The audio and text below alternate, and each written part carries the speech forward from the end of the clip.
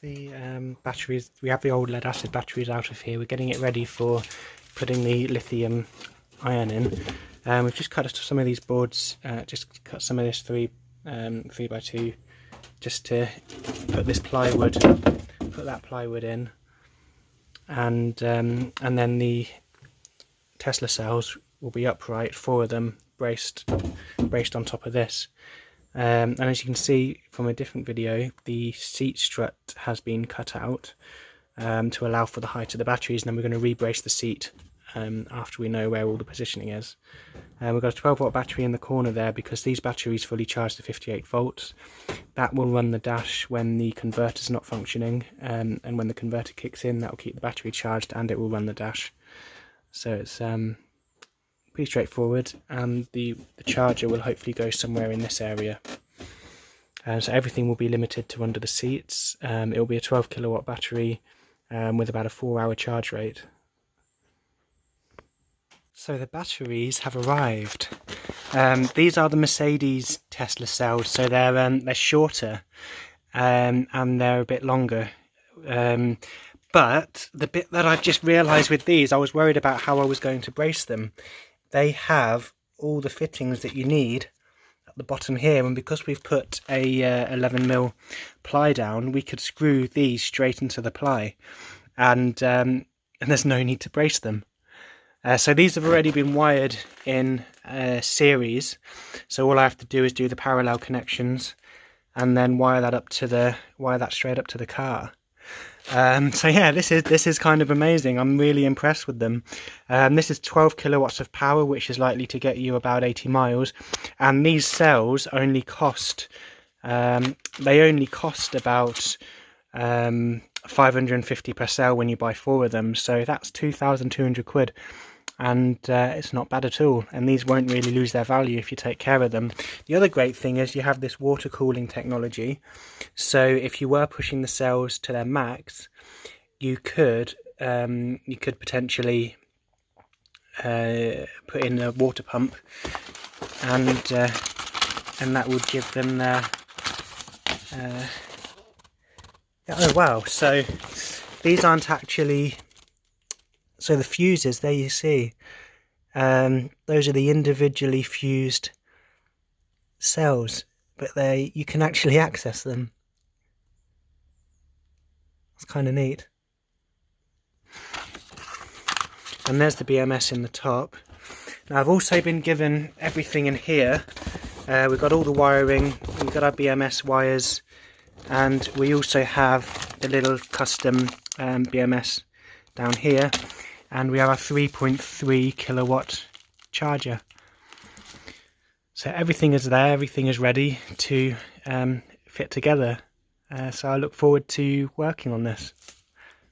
So 10 minutes down the line, I have put all of these in here. I haven't braced them yet. But the great thing about these is that they have these little fittings here. Just got to put some kind of spacer under there and brace the batteries. Now, on top of here, I've just used the old G-Wiz parts, paralleled that up to here, and then that goes off to the negative, and parallel that up to here, and then that heads off to the positive. So, very simple job, and as soon as I turn the key,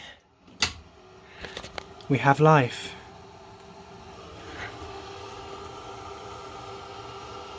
So now all I have to do now is to wire up the charging system, but otherwise the car is fully functional. We have our batteries under here. They actually fit quite perfectly. I've fastened them down for now, just some screws down here, and they're solid. You can also put a brace across here with some M5s or something, and that would hold the top as well. I'm thinking of making some kind of cover that will just screw over the top of that. All that's left now is the charger. I've got all the wiring in place for the charger. I'm just working out how to wire it to the BMS, and then that'll be a job for tomorrow, and then the car will charge too.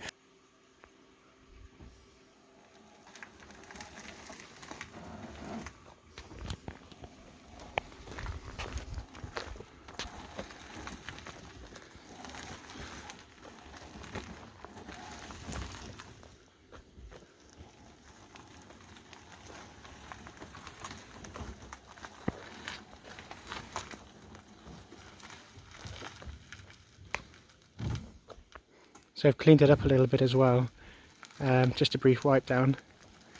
But now all we have to do now is to fit the charger and put it in for its MOT, and we have 12 kilowatts of battery power under here, which should give it roughly an 80 mile range. Electric Rolls Royce. Here we go, just giving it a little test run. It's not a lot of battery power there. Oh no, that doesn't mean anything. That's just the old warning lights for the old BMS. Alright. So if you press B, put it onto B when we come out of here, and then just put your foot down. Oh, something happened.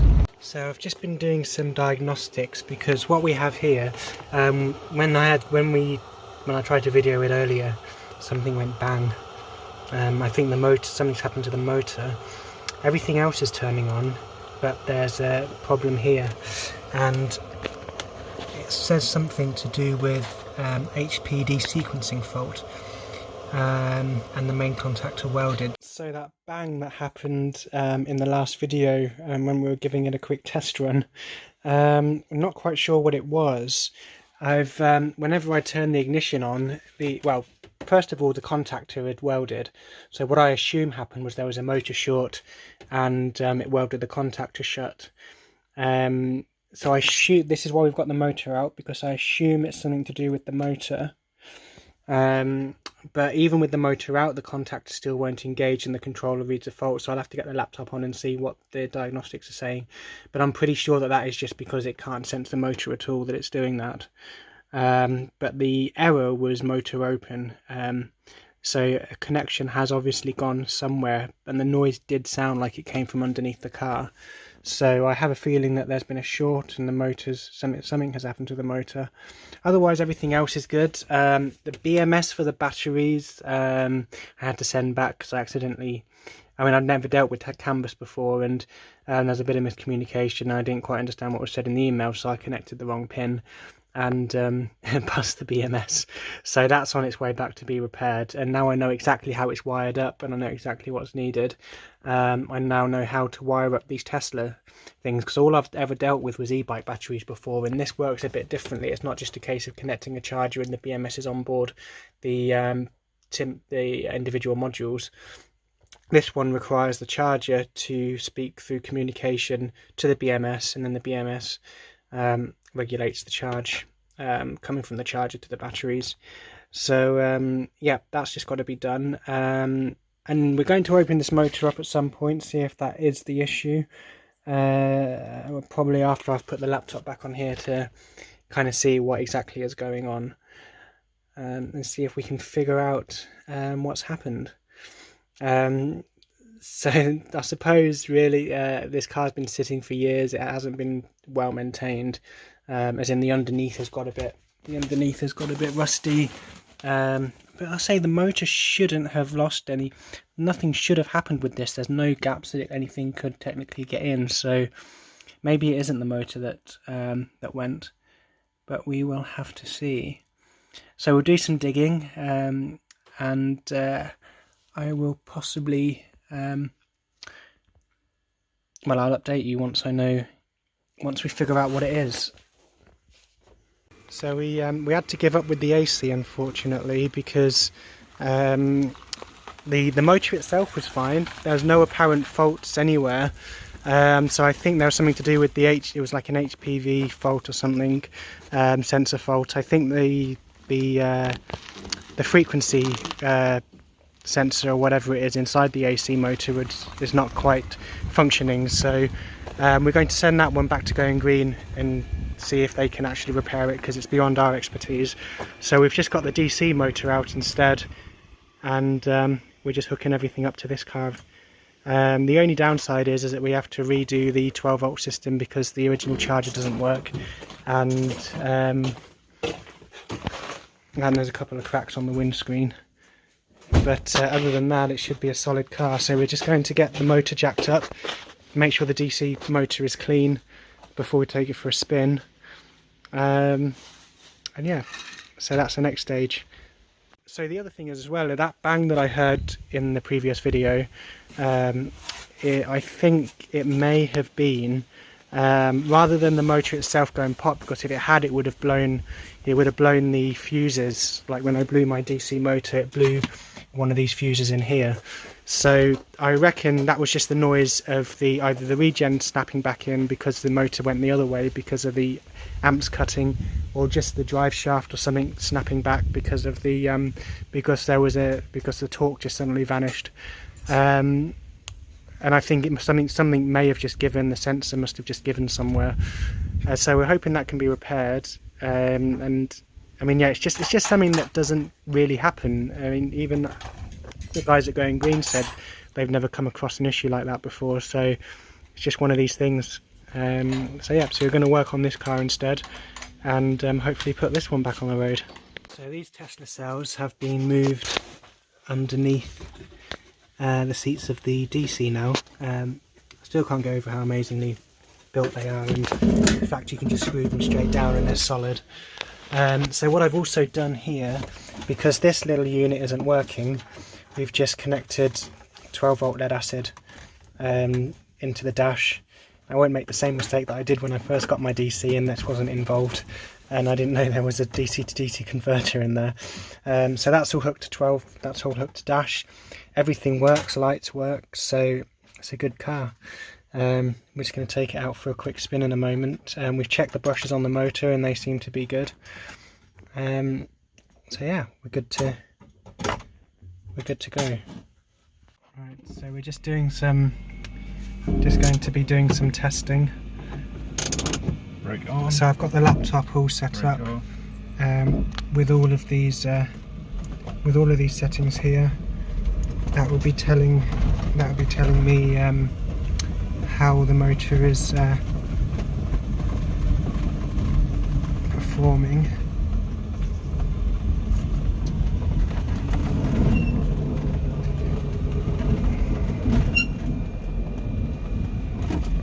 But here we go.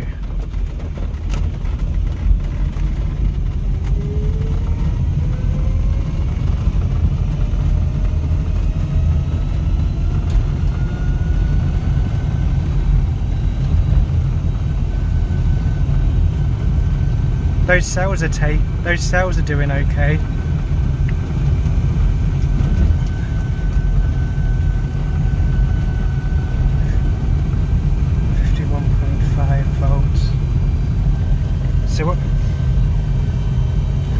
So what we're looking at here is seeing how much amps are being pulled out of the batteries.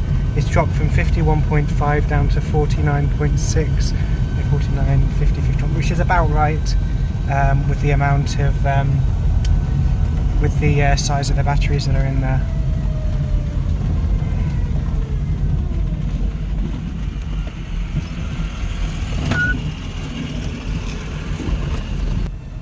So arm current is currently at 184, 179 amps. So that's how many amps we're pulling as we're going up the hill. We're drawing 49.3 volts when there's about 51.1, which isn't a bad draw rate for this size of batteries. Yeah, they're coping quite well.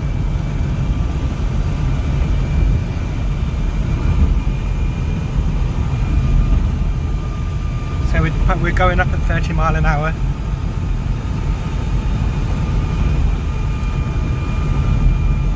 Quite a steep hill actually at 30 mile an hour. The thing with the DC over the AC is that there's more torque.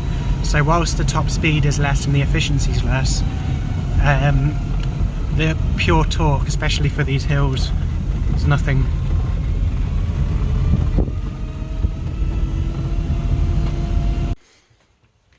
So what we're doing at the moment is playing with this charger down here, and this is a little BMS that hooks everything together. It's a bit rough at the moment.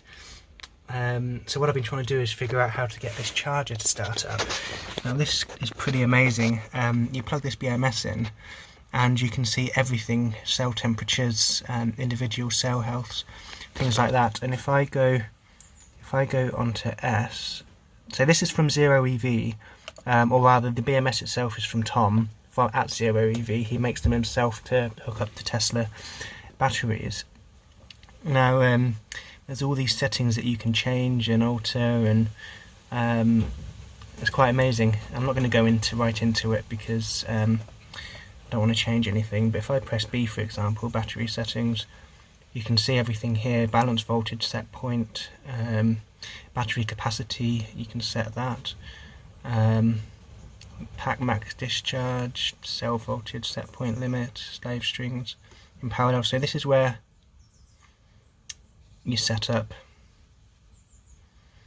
so slave strings in parallel, cells in series per string is 14 because I've got 2 together and there's 7 in each pack. But yeah, so this is it kind of gets a bit technical, so I'm not going to go right into that. But what's amazing here is that I've got all the I can read everything that's going on with all the cells.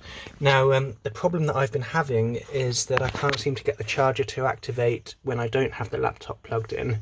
Now if I come around here and plug the communication port in for the charger, this is the 12 volt activation.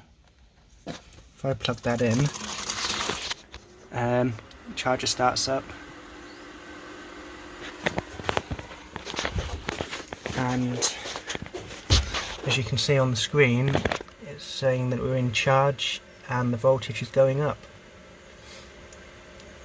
And there's a 40 amp charger.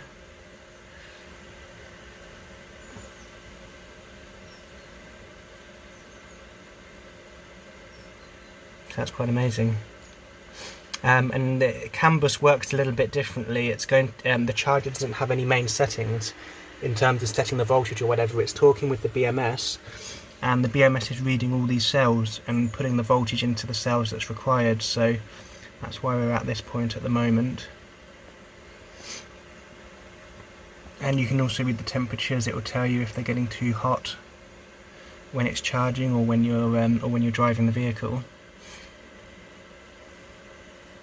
But there we go. My first time playing around with CAN bus. Okay, so we have fitted the charger properly now. That's all screwed down. The BMS is all protected and screwed down over there.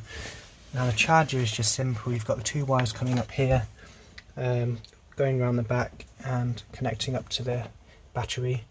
You've got the power side of the battery, the charger, sorry, just hooked up to the original power wiring that links up to this plug socket just there. And the BMS cable, which is that cable just there, that goes right into the BMS and that communicates with the charger. Now in order for the BMS to function properly, there is a little power, there's a little power connection that needs to come up through here to a 12 volt power supply, or anything between 5 to 20 volts or something. So we have all that connected. Batteries are all untidy underneath, and I'm currently recording, or rather I'm currently looking at the stats that's coming out of the batteries. That's all hooked up. We have a voltmeter just on the dash, so when we do some testing we can see what kind of drops there are. But no, everything is hooked in and functional. So as this wasn't working, we have everything hooked up to a 12 volt battery down here. That's then hooked up to the 12 volt system for the dash. But yeah, so these Tesla cells are now they're not only connected to the controller, we also have the charger all connected up and functional. So here we go, let's just give it a quick test. So if I open this plug socket up, plug that in, you see the light flashing, and there we go. And that just happens as soon as you plug the socket into the car. And now if we have a look at the voltage, you see it's jumped up to 52.4 from 1.9 volts, and the BMS is telling us that there is charge. And there we go. Perfect. Now, second of all, what we need to do when we go testing it outside is testing this. Now on the AC, when this is plugged in, what it will do is cut the battery down when it gets to 48 volts and stop it from doing any damage if it was lead acid. But because we have a 52 volt system in place using these Tesla modules, it means that we're kind of following a lead acid setup, so but with exception that fully charged is about 57 volts. Okay, so what that therefore means is that hopefully this EMS will cut out the charge when it gets to 48 volts, which we're going to test before we charge the batteries. This thing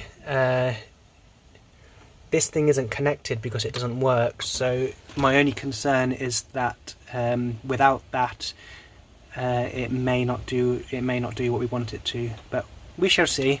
It's all connected up here and here, so the next stage is road testing. Do we want to be on the same route as last time? Yeah, so what we're testing right now is testing the voltage drop, seeing if the BMS cuts in. We don't need to drive too far, we just need to, you need to put your foot down so we can get the voltage to drop.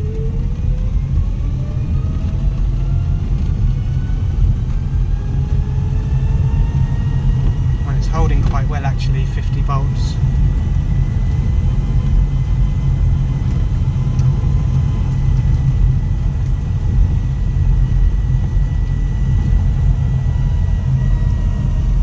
We can also monitor the temperatures of the battery here, which is quite cool. The voltage drop in F, so at 51.6.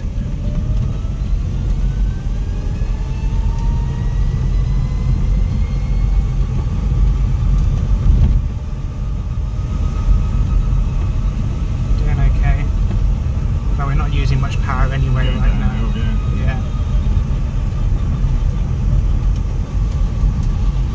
There we go, let's see what it's got going uphill.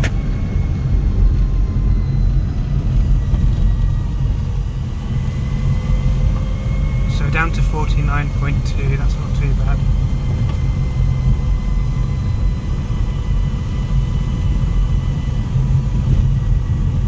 Have you got your foot right down? No.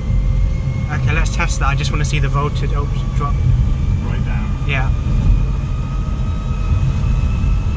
That's not too bad actually, 49.3 on a voltage drop, so we're only losing about 2 volts.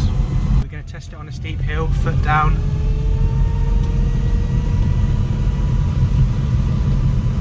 So 48.4, we're only dropping 48, 49, 52. We're only dropping 3 volts, which is really good.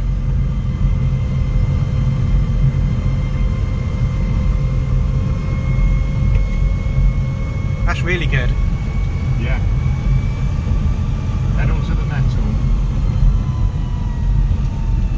So we've got it down to 47.8, but it doesn't look like the BMS is kicking in. So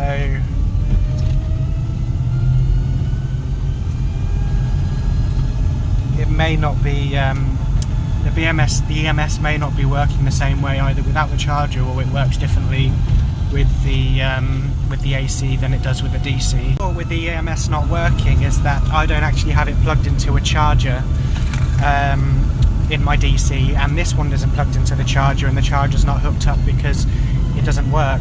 Whereas the AC, I did have the charger plugged in, so maybe that is the factor that's not working at the moment. So if we had a working charger in the DC, that would be an interesting experiment. To see if that's the reason, the underlying reason behind the EMS not functioning as intended. 47.5.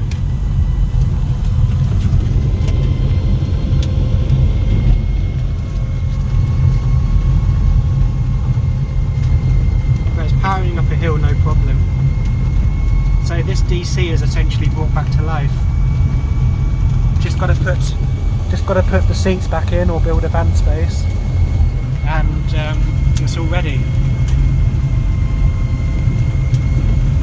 So all we got to do now is to charge the batteries up, make sure the BMS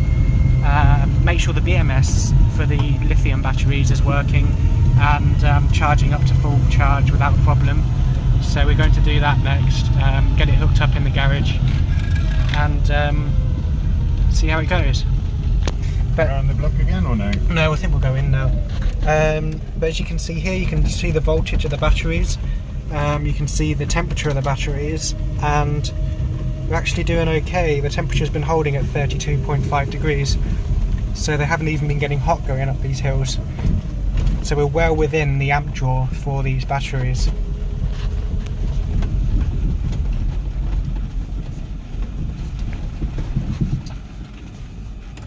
So we've been hard at work, kind of doing some things to the car.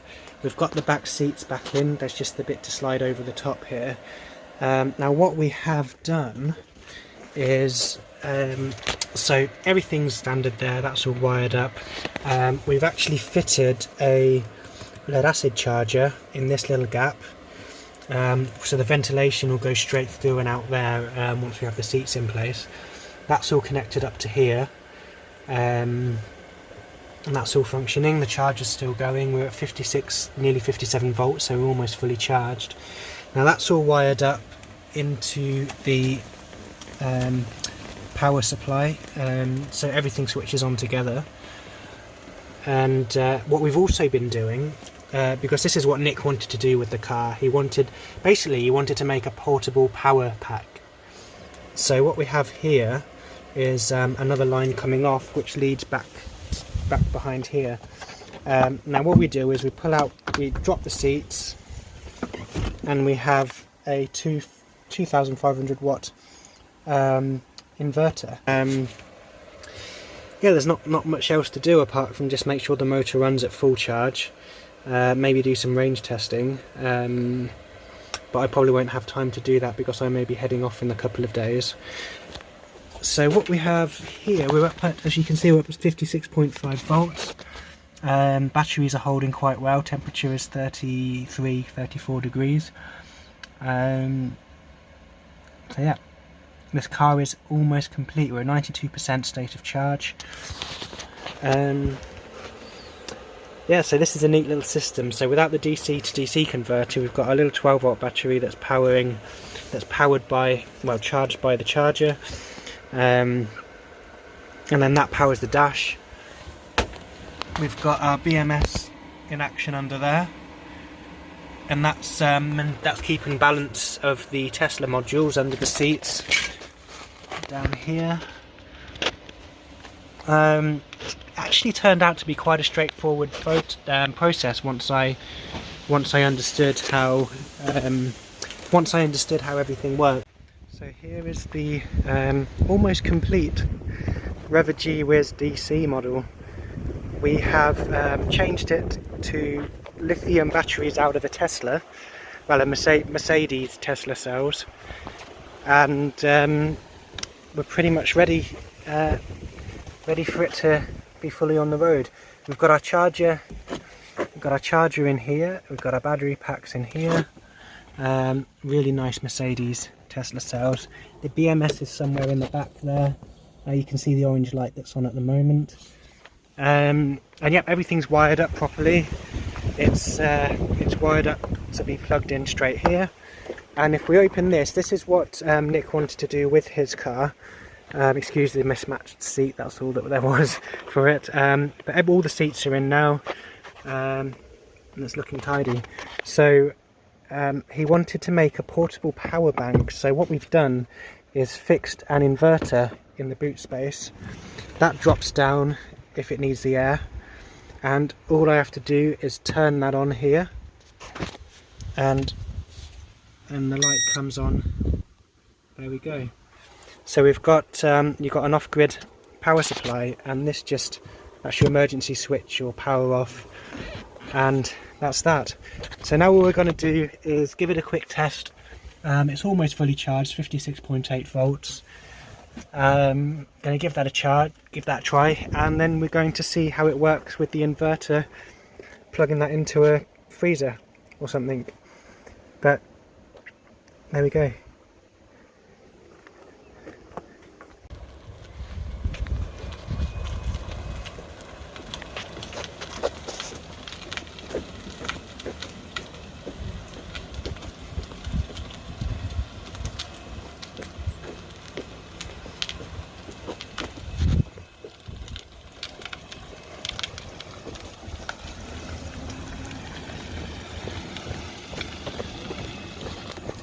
Hello.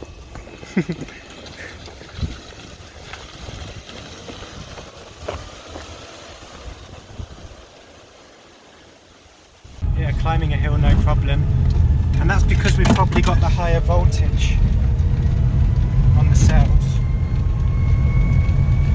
So Nick, how do you feel about your new car? Yeah, very happy. It's a big difference to when it had the lead acid in it. Huge difference. Yeah.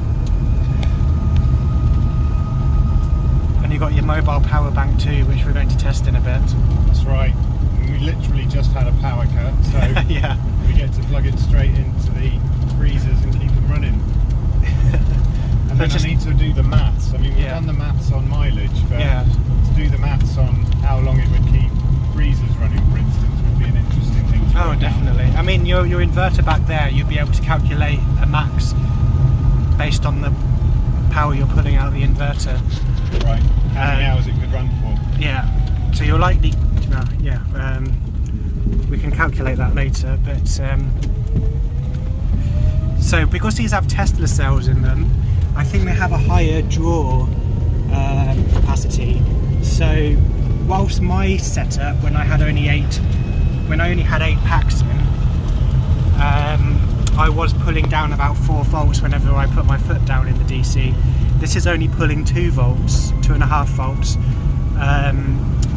with the foot down, which means these cells can cope with that draw, and there's a chance that that could have an impact on the overall range of the car. So whilst I was only getting 65-70 miles on my batteries, this car could potentially push up to 100 miles on this pack. But we'll have to test that, and Nick will have to let me know how it gets on, because I may not be here to do the full-on range testing. But there we go, we've got a fully working REVA G-WIZ taken out the graveyard and put back on the road.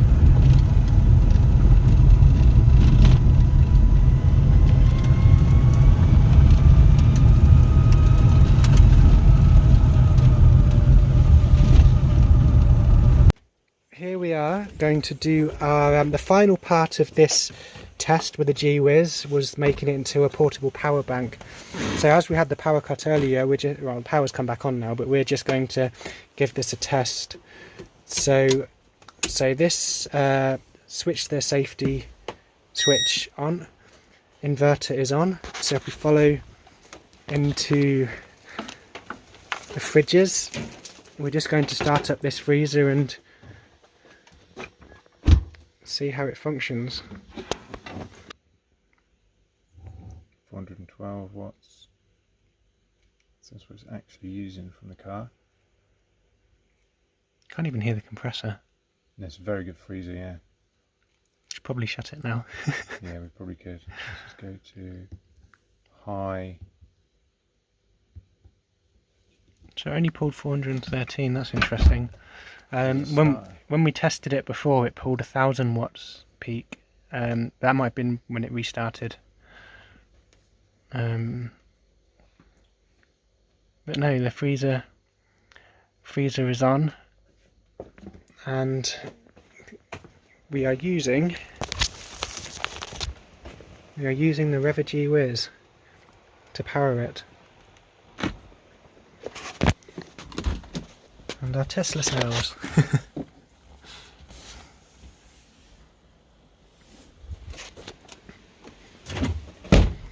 So there we go. We have we have an off-grid power bank and an electric car all in one. Now if we were running at 2,500 watt continuous, which is very unlikely, that would give us 5 hours of charge off of this 12 kilowatt pack, around 5 hours. Now in the house situation, you're likely to only be running, say we're using this as an overnight source, so you're charging in the day with renewable energy, and you're using it at night only.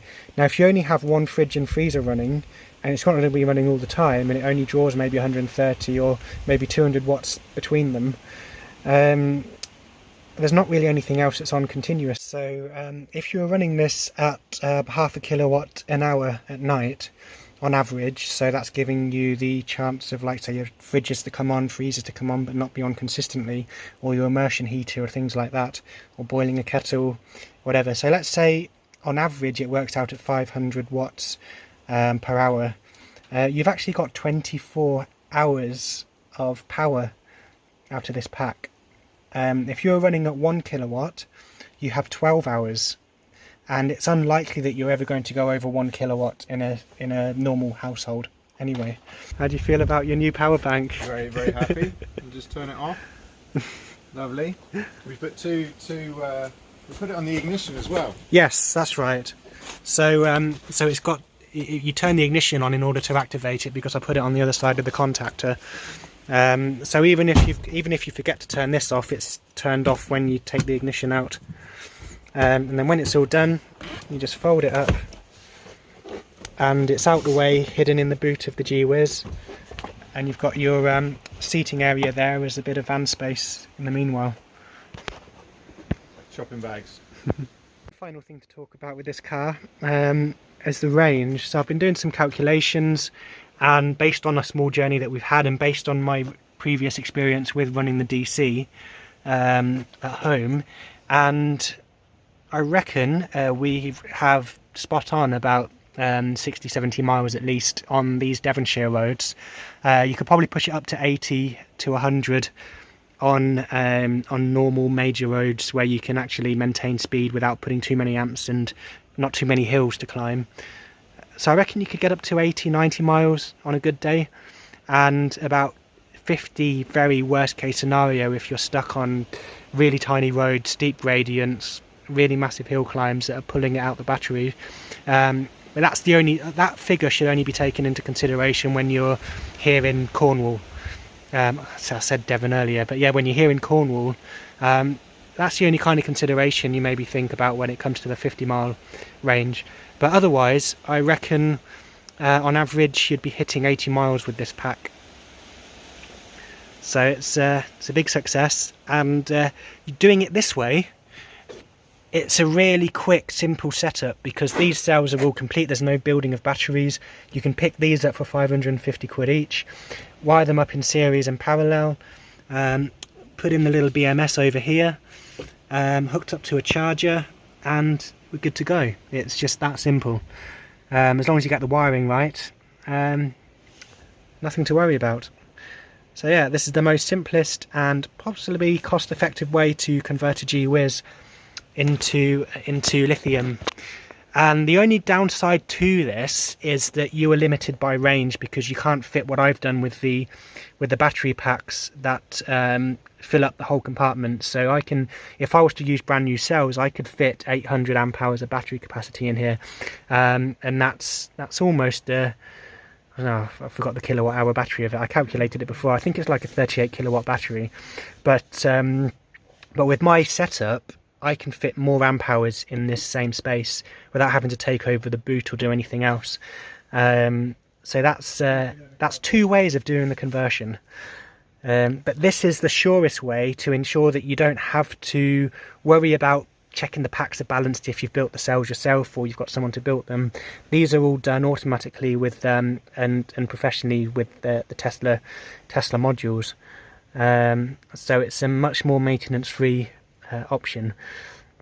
Yeah, and in the future you could hook your cooling system up to here, cooling and heating, maybe a heat pump for the winter when you need to charge up in the cold weather, and cool, and just normal water and radiator when it comes to keeping it cool in the summer, which is not really an issue with this amount of packs. It would be an issue if you only had 2 packs, which would give you a standard range of maybe 40 miles, same as the original lead acid.